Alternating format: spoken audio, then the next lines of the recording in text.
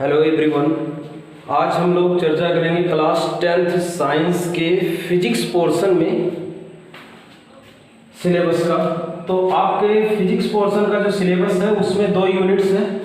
पहली यूनिट में आपको लाइट जिसमें रिफ्लेक्शन और रिफ्रैक्शन पढ़ना है, और दूसरा चैप्टर उसी में human I and colourful world, यानी कि इसमें आप जानेंगे प्रकाश, परावर्तन एवं अपवर्तन, परावर्तन और अपवर्तन,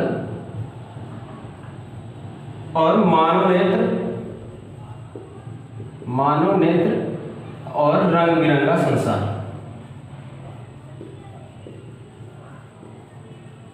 मानव नेत्र और रंग बिरंगा संसार। उसके बाद दूसरा यूनिट शुरू होगा जिसमें पहला चैप्टर होगा इलेक्ट्रिसिटी यानी विद्युत, और दूसरा चैप्टर दूसरी यूनिट का यानी फिजिक्स पोर्शन का चौथा चैप्टर वैद्युत धारा के चुंबकीय प्रभाव। वैद्युत धारा के चुंबकीय प्रभाव। तो ये क्लास 10th की साइंस में आपके फिजिक्स पोर्शन के 4 चैप्टर हैं, जिसमें आज हम इनमें से पहला चैप्टर पढ़ेंगे।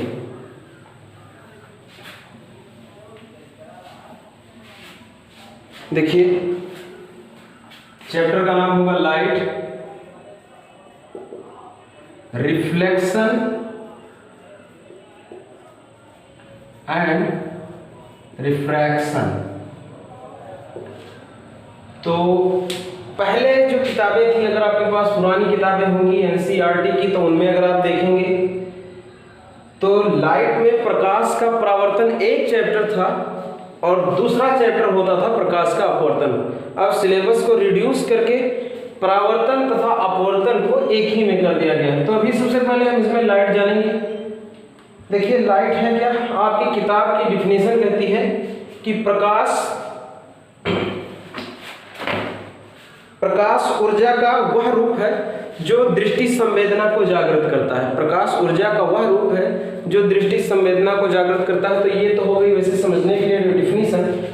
वैसे लाइट है क्या? देखिए, लाइट एक इलेक्ट्रोमैग्नेटिक वेव है।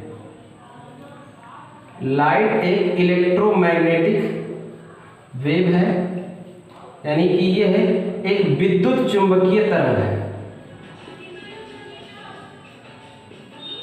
ये एक विद्युत चुंबकीय तरंग है जिसकी तरंगदैर्घ्य का प्रास, इसकी तरंगदैर्घ्य का प्रास 3800 एंगस्ट्रॉम से लेकर 7800 एंगस्ट्रॉम तक रहता है। इसका तरंगदैर्घ्य 3800 एंगस्ट्रॉम से 7800 एंगस्ट्रॉम तक होता है। ये सबसे कम वेवलेंथ, ये सबसे ज़्यादा वेवलेंथ। और इसके ऊपर वाले को और नीचे वाले को हम देख नहीं सकते। इलेक्ट्रोमैग्नेटिक वेव्स में 3800 एंगस्ट्रॉम से 7800 एंगस्ट्रॉम तक की जो वेव्स होती हैं उनको विजिबल लाइट कहा जाता है, और जिन्हें हम प्रकाश कहते हैं और प्रकाश के अंतर्गत पढ़ते हैं। देखिए, प्रॉपर्टीज ऑफ लाइट।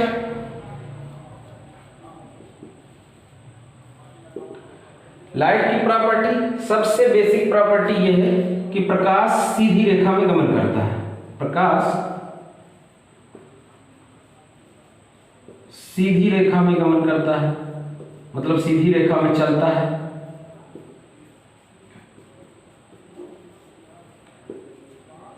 चलता है तो इसकी वेलोसिटी 3 × 10⁸ मीटर प्रति सेकेंड होती है। प्रकाश की जो चाल है, वेलोसिटी है, ये निर्वात में 3 × 10⁸ मीटर प्रति सेकेंड, यानी लगभग 3 लाख किलोमीटर प्रति सेकेंड होती है। और इसके अतिरिक्त प्रकाश जो है आपका, ये रिफ्लेक्शन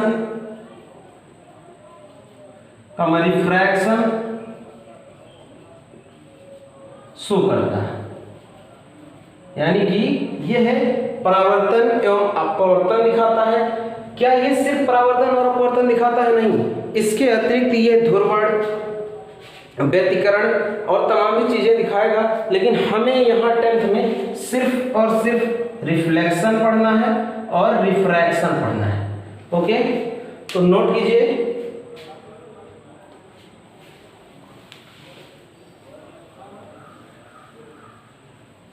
देखिए, रिफ्लेक्शन को हिंदी में कहते हैं परावर्तन, परावर्तन, यानी जिधर से आया है उसी तरफ चले जाना, परावर्तन। देखिए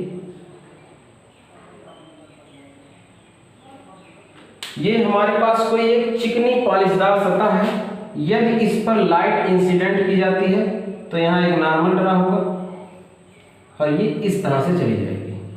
ये आई incident light, incident light,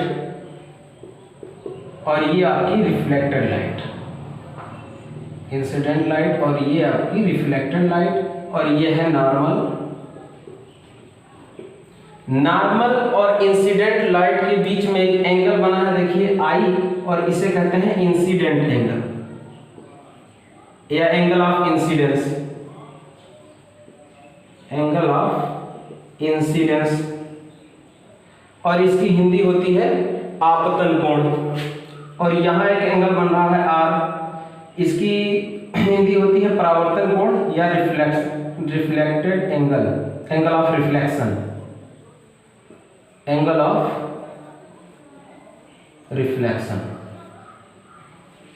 okay, तो ये है प्रकाश का परावर्तन। इसके नियम हैं, रूल्स। पहला रूल है कि आपतित किरण, आपतित किरण का परावर्तित किरण, आपतित किरण, परावर्तित किरण, अभिलंब,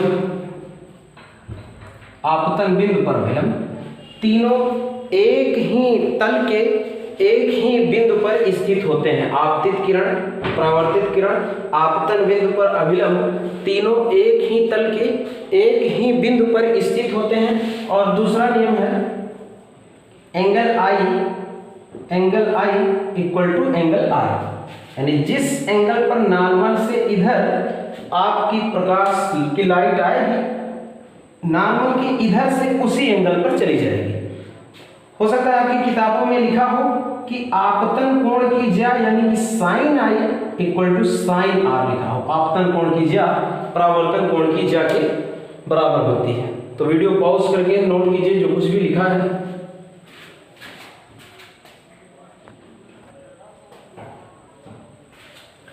इसके बाद अब हमारा टॉपिक होगा मिरर, जिसे हिंदी में दर्पण कहा जाता है। दर्पण मुख्यतः दो प्रकार के होते हैं, एक होता है प्लेन मिरर, प्लेन मिरर, और दूसरा स्फेरिकल मिरर, प्लेन मिरर और दूसरा स्फेरिकल मिरर। हिंदी नाम इनके होते हैं, ये है समतल दर्पण, समतल दर्पण, और ये है गोलीय दर्पण। तो हमारे चैप्टर में जो कुछ भी हमें पढ़ना है उसमें इसका यानी प्लेन मिरर का कोई रोल नहीं है। हमें यहाँ पर स्फेरिकल मिरर के दो हिस्सों को पढ़ना है। तो पहला होता है इसका कॉनकेव मिरर, कॉनकेव मिरर, और दूसरा कॉन्वेक्स मिरर, कॉनकेव मिरर और दूसरा होगा कॉन्वेक्स मिरर। हिंदी नाम इनके होते हैं, कॉनकेव मिरर को कहते हैं अवतल दर्पण और कॉन्वेक्स मिरर को कहते हैं उत्तल दर्पण। देखिए स्फेरिकल मिरर शब्द में कुछ इसके बारे में छुपा हुआ है, जिसे समझने के लिए अब मैं एक प्लेन मिरर इधर मिटा रहा हूं। देखिए स्फेयर को बोर्ड पर बनाया तो नहीं जा सकता, लेकिन एज्यूम किया जा सकता है कि मान लो ये स्फेयर है और यहाँ इसका अगर ये स्फेयर है तो कोई एक सेंटर रहा होगा, यहाँ एक फिक्स पॉइंट P और C से P के बीच की दूरी को रेडियस, C से P तक के बीच की दूरी को रेडियस कहते हैं, यानी ये R है। ओके, अब अगर इसी स्फेयर को इस तरह से कुछ कट कर लिया जाए,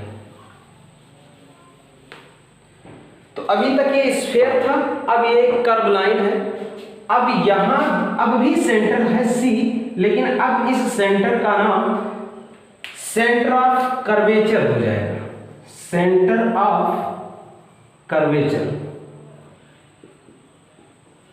यानी कि वक्रता त्रिज्या, वक्रता केंद्र, और वक्रता केंद्र से इस पोल P को पोल कह देंगे, और C से P तक की दूरी को अब भी रेडियस ऑफ कर्वेचर है, तो ये रेडियस ही, लेकिन अब ये स्फीयर है नहीं, ये कर्व लाइन है, कर्वेचर है, तो इसे रेडियस ऑफ कर्वेचर R कहेंगे। तो अभी ये नहीं आप कह सकते कि कौन इसमें इधर वाला अवतल है या उत्तल है, कॉनकेव कॉन्वेक्स आप डिफाइन नहीं कर सकते। तो देखिए कब कौन सा कॉनकेव बनेगा और कब कॉन्वेक्स बनेगा। अगर इसके बाहरी सिरे पर, उभरे हुए सिरे पर आप पॉलिश कर देते हैं, तो अब ये जो आपका बना ये हो गया कॉनकेव मिरर, ये हो गया कॉनकेव मिरर, यानी कि अवतल दर्पण हो गया। और अगर इस अंदर दबे हुए सिरे पर या भीतरी सिरे पर आपने पॉलिश कर दिया, भीतरी सिरे पर आपने पॉलिश कर दिया, यहाँ भी इसमें भी पोल होगा, इसका भी सेंटर C होगा, इसके लिए भी रेडियस ऑफ कर्वेचर R होगा। तो अगर भीतरी सिरे पर, अंदरूनी सिरे पर, दबे हुए सिरे पर आपने पॉलिश किया, तो ये हो गया आपका कॉन्वेक्स मिरर। ओके, समझ में आए कब कॉनकेव और कब कॉन्वेक्स। कॉनकेव तब होगा जब बाहरी उभरे हुए सिरे पर आपने पॉलिश किया, तो ये हो गया आपका कॉनकेव मिरर, और अंदर वाले सिरे पर आपने पॉलिश किया तो वो हो गया कॉन्वेक्स मिरर। नोट कीजिए, मिटाते हैं इसे। और अब हमारा नेक्स्ट टॉपिक है रिफ्लेक्शन बाय स्फेरिकल मिरर्स।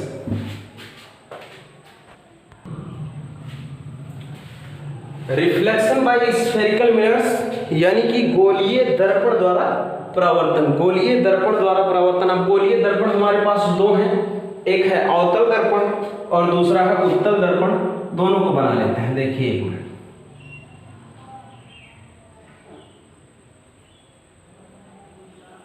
यहाँ पोल P होगा, यहाँ सेंटर ऑफ कर्वेचर C, और एक नया टर्म अभी आप जान लीजिए कि C और P के मिड पॉइंट पर एक पॉइंट होता है F। इसके लिए भी हम एक डेरिवेशन करेंगे, F = R/2।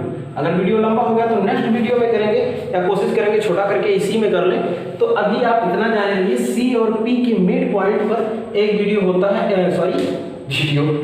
एक पॉइंट होता है फोकस F। ये हो गया आपका कॉनकेव, और कॉन्वेक्स भी बना लीजिए अभी से।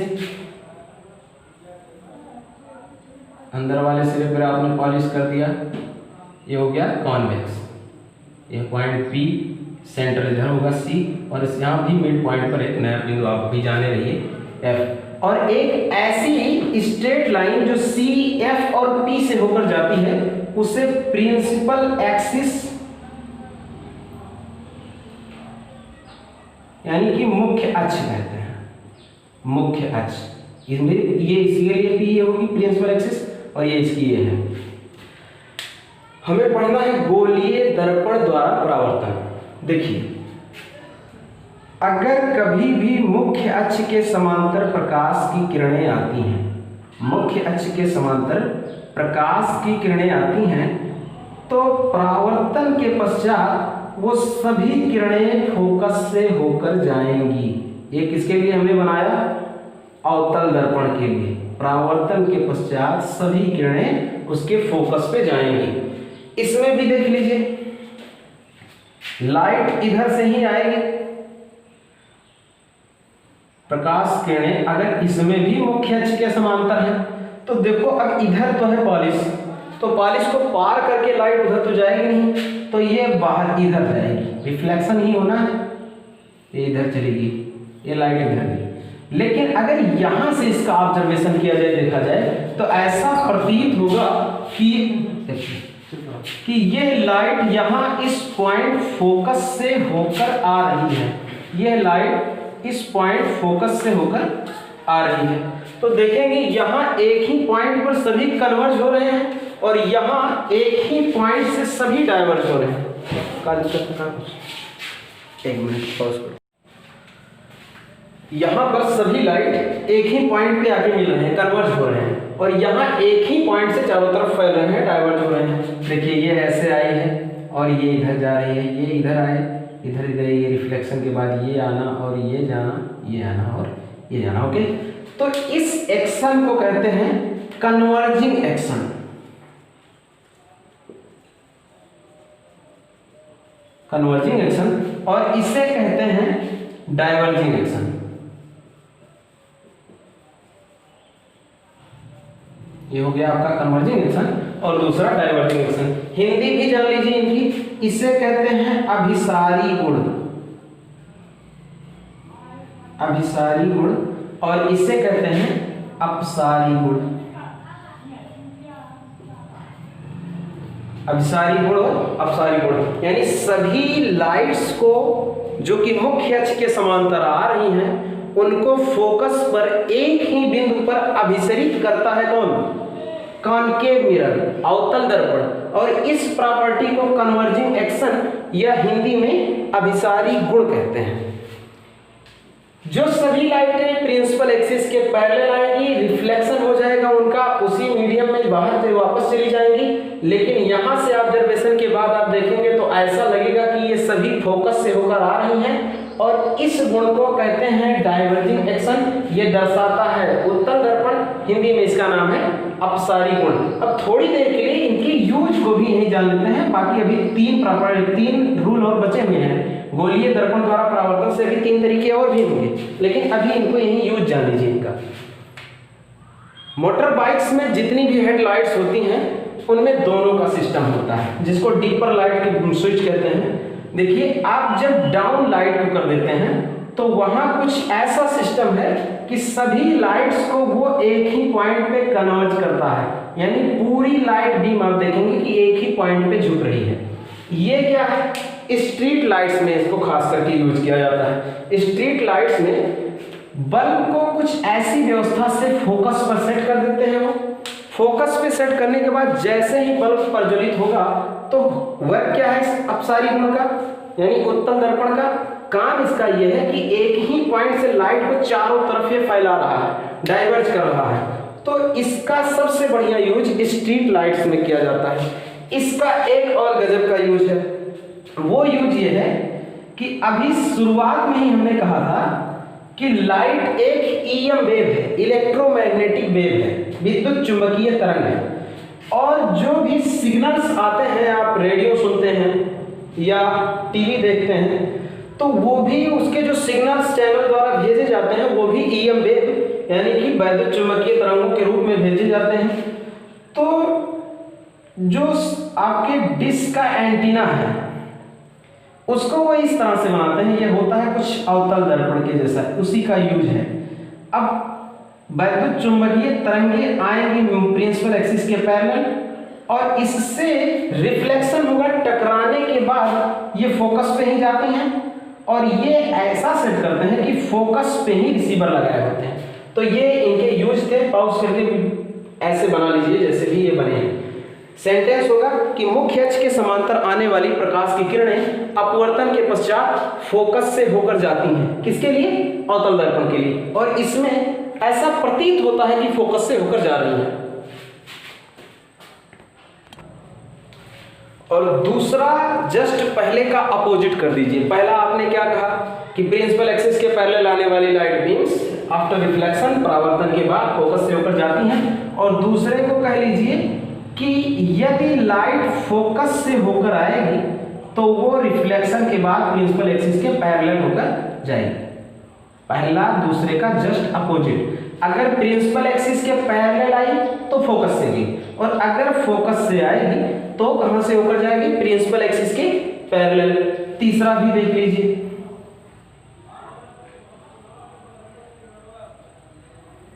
ये आपका प्रिंसिपल एक्सिस है, यहां मान लो C है, A F है। अगर सेंटर ऑफ कर्वेचर C से कोई प्रकाश की किरण आती है, यहां आई, इस दर्पण से टक्कर हुआ, टक्कर के बाद इनका परावर्तन होगा, परावर्तन के बाद ये पुनः उसी पाथ पर लौट जाएंगी, जिस पाथ से आई हैं उसी पाथ पर लौट जाएंगी। ओके, ये तीसरा था। और चौथा ये है कि अगर कोई लाइट बीम दर्पण के पोल पर आती है तो ऊपर से अगर थीटा कोण पर आई है तो नीचे से थीटा कोण पर चली जाएगी। ओके, तो इनको रोक के ऐसे बना लीजिए। खास यही है पहला, दूसरा और तीसरा, प्रिंसिपल एक्सिस के पैरेलल आएंगी तो फोकस से होकर जाएंगी, फोकस से आएंगी तो प्रिंसिपल एक्सिस के पैरेलल जाएंगी, और अगर सेंटर ऑफ कर्वेचर सी से होकर आएंगी तो बिना अपने पाथ को बदले रिफ्लेक्शन के बाद पुनः सी से ही होकर वापस चली जाएंगी।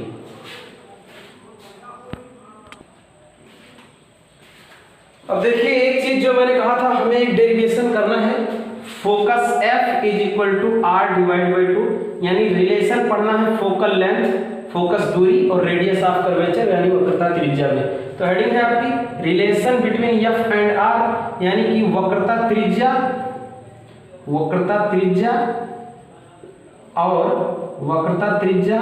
और फोकस दूरी में, वक्रता त्रिज्या और फोकस दूरी में संबंध। देखिए इसके लिए एक फिगर बनाइए पहले कुछ इस तरह से कि हमारे पास एक अवतल दर्पण है,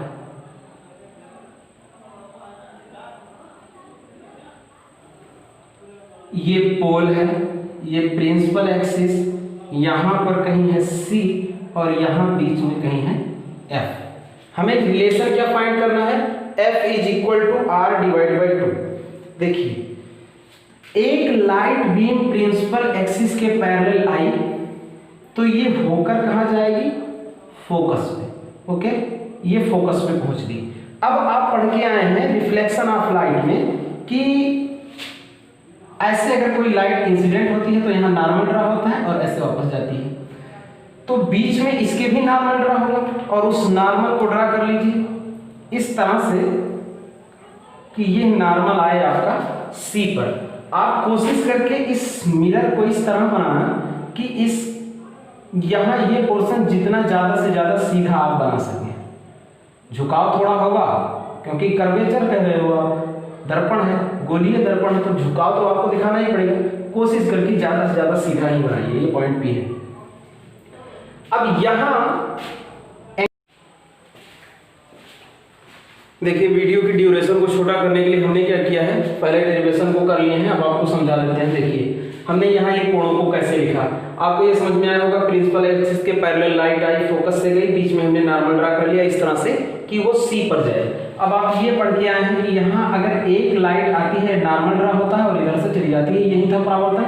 अब यहाँ एंगल I और यहाँ एंगल R, तो I is equal to R। तो यहाँ देखिए नॉर्मल के इस साइड में थीटा और इस साइड में थीटा, जैसे यहाँ आप I is equal to R लिखते थे, अगर मैंने थीटा लिखा तो theta is equal to theta. Okay, तो ये मैंने यूज किया ये प्रॉपर्टी यहाँ ऊपर के एंगल के लिए। अब देखिए यहाँ इन कोणों के लिए हमने क्या किया है, ये दो समांतर लाइनें हैं और समांतर लाइनों को एक तिर्यक रेखा काट रही है, तो तिर्यक रेखा MF के ऊपर जितना कोण बनेगा उतना कोण यहाँ भी बनेगा। तो ये थीटा और थीटा 2 थीटा, तो 2 थीटा हमने यहाँ बना लिया। और दूसरी तिर्यक रेखा CM है, तो CM के ऊपर जो कोण बना थीटा वो यहाँ हमने बना लिया। अब आपके पास दो त्रिभुज बन गए, एक त्रिभुज बना MFP और दूसरा त्रिभुज बना CMP। हमने पहले त्रिभुज में tan 2 थीटा लगाया, tan 2 theta is equal to आधार बटे कर्ण यानी PM अपान FP। आधार ये आधार लंब बटे आधार तो ये लंब PM है और आधार आपका FP है। इसे लिखा if theta is very small then tan 2 theta is near about theta. हमने 2 थीटा की वैल्यू लिख ली, PM is equal to FP। Same काम किए हैं दूसरे त्रिभुज में, tan theta is equal to लंब बटे आधार यानी PM divide by CP, PM divide by CP। अगर थीटा की वैल्यू बहुत छोटी है तो पैरामीटर हट जाता है, यानी tan theta is near about theta, तो थीटा की वैल्यू आपको मिलेगी PM अपान CP। अब ये इक्वेशन 1, ये इक्वेशन 2। देखिए 2 theta is equal to PM upon FP। 2 और थीटा की वैल्यू ये यूज किया हमने, 2 into PM upon CP is equal to PM upon FP। PM से PM कैंसिल हो गया, क्रॉस मल्टीप्लाई कराया, FP is equal to CP divide by 2। और इस चित्र में देखिए FP फोकस से पोल की दूरी F है और CP यानी वक्रता केंद्र से पोल की दूरी R है, F is equal to R by 2। तो इस वीडियो में इतना ही। नेक्स्ट में हम चर्चा करेंगे कि कैसे स्फेरिकल मिरर से यानी गोलीय दर्पण से किस तरह से चित्र बनते हैं। 6 पोजीशन से हम अवतल दर्पण पर बनाएंगे चित्र और 2 पोजीशन पे रख के उत्तल दर्पण से चित्र बनेंगे। और नेक्स्ट वीडियो में हम इस पर भी चर्चा करेंगे दर्पण समीकरण 1/f = 1/v + 1/u। Thanks for